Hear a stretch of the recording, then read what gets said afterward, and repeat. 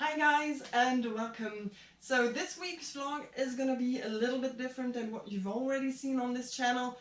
Usually it's all about Disney, but today I'm afraid we won't be mentioning Disney at all.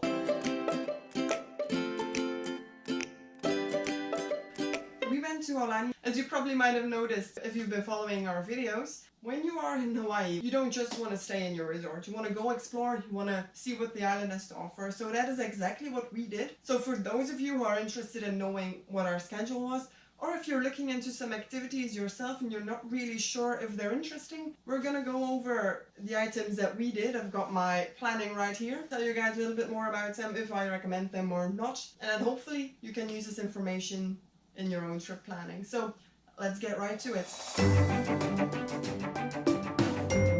Alright, so the first thing we did, we went very early morning to the Diamond Head. The Diamond Head is a crater. We went there at 6:30, knowing that the sun would come up at like 7 o'clock. We wanted to be at the top of the crater right before that moment so we could see like the water changing color and sun coming up. So that's what we did, parked at the parking spots of the college next door, because the parking spots from the visitation center are very limited. You can risk it if you're early enough to see if there's still a spot available. If you just want to make sure that you've got a spot, park in the college spots and make the walk. It's a bit of a weird walk, especially in the dark. There's no lights, there's this weird tunnel where you don't have any room to properly walk. It's a steep walk, so if you're planning on doing this with kids, make sure you're all wearing proper attire, that you've got water and some snacks with you. You're always walking uphill, there's a lot of stairs. It's not the like worst hike ever, but it's more than just a walk in the park. So be aware of that when you're venturing out on Diamond Head. But I do highly recommend it. The sunset there was so pretty. Straight after, we took our car to Leonard's Bakery, who is known for their masaladas. So we tried several original ones and then some flavored ones.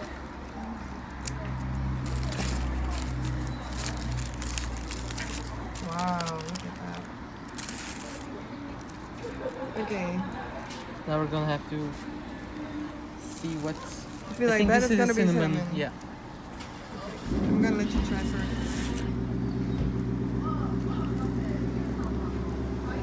And? No, that's good. Is it like a beignet? Yeah. My flavored ones had too much stuffing in them, so I wasn't really a big fan of those. The regular ones are so good. They're made fresh to order. They're so good. They're kind of heavy. We went and ordered a box of 6. We couldn't finish it at all. I would definitely make the little detour and visit them because it's... I want to talk real quick about the Dole Plantation. Being the Disney fans and the Dole Whip lovers that we are, we had to visit the Dole Plantation. When we arrived in the shop, we kind of noticed that it felt more like a tourist trap rather than a very cultural activity. So we ended up not doing the tray ride, not doing the maze, just eating Dole Whip. Because it was a kind of cool thing to be eating a Dole Whip in the Dole Plantation. Because the Dole Plantation is right en route if you're heading to the North Shore. You can combine stopping there for a Dole Whip with a lot of activities you'll be doing anyway. The North Shore is very pretty. We decided to pay a visit to Waimea Valley. Waimea Valley has a botanical garden which is super big. There's a lot of themed groups of vegetation. There's the main road which you can follow with small little side roads. It's lovely. And the highlight of this trip is the Waimea Falls where you can swim. You are obliged though to wear a life vest. You don't have to bring your own, you can just borrow them to go and swim. So what do we have here? Now we're off to the waterfall.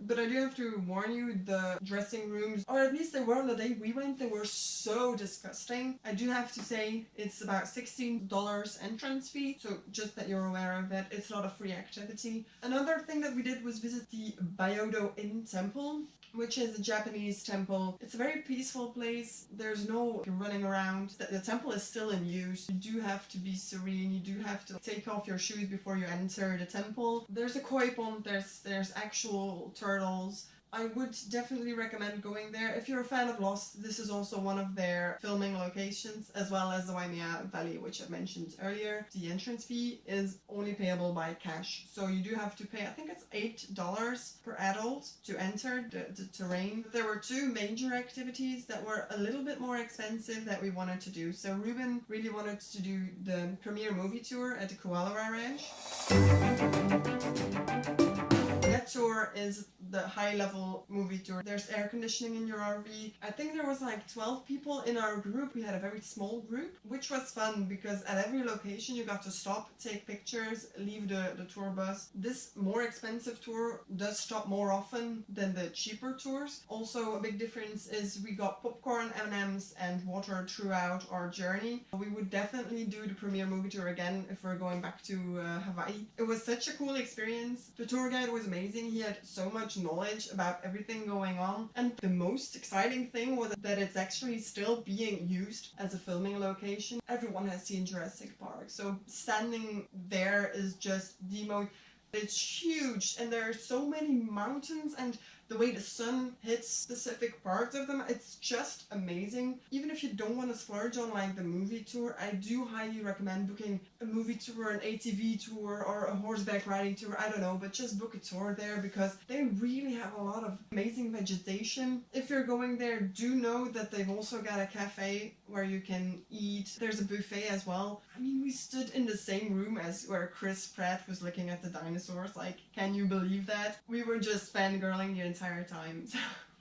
It's quite the drive. I think it's like an hour 20 or something. It's really the other side of the island, but so worth it. If you don't agree, let me know in the comments down below, but I have not yet seen anyone online saying that the Koala Ranch wasn't worth their time or money. The last thing I want to talk about is the Polynesian Cultural Center. So the Polynesian Cultural Center is also up north in the island. We'll be spending the entire day there. We booked the most expensive package, which was the Ambassador pack. I'm not sure of the name. It offers you like a private guide. So it was just the two of us and our guide Edward, who made sure that you got to see all the shows. You had front row spots for every show.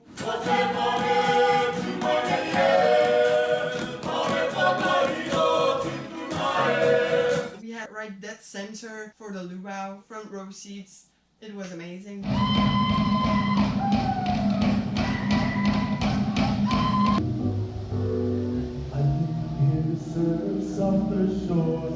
We also got to be a part in some of the activities of some of the shows that were going on just because of the fact that we booked that package.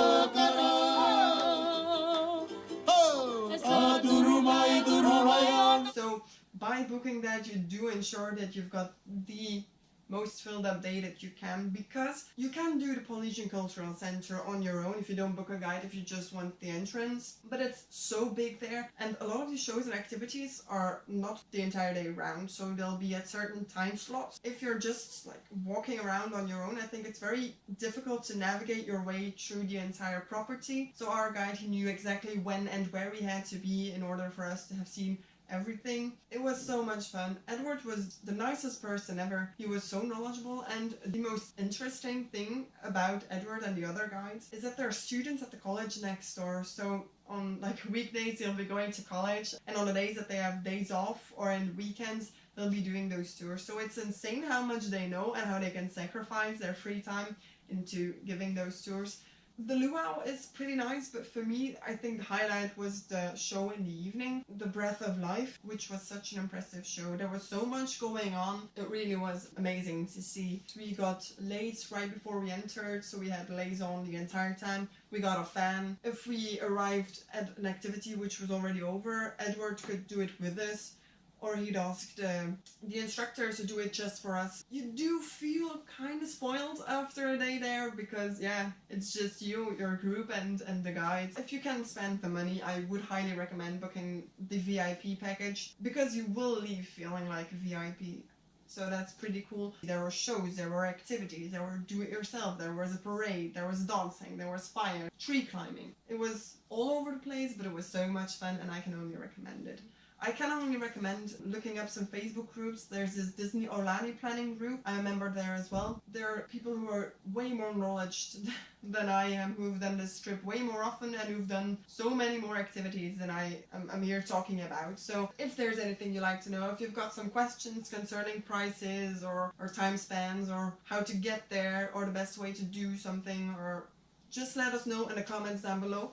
We'll see you next week for some more Aulani, so some more Disney. Don't forget to like, subscribe. Bye!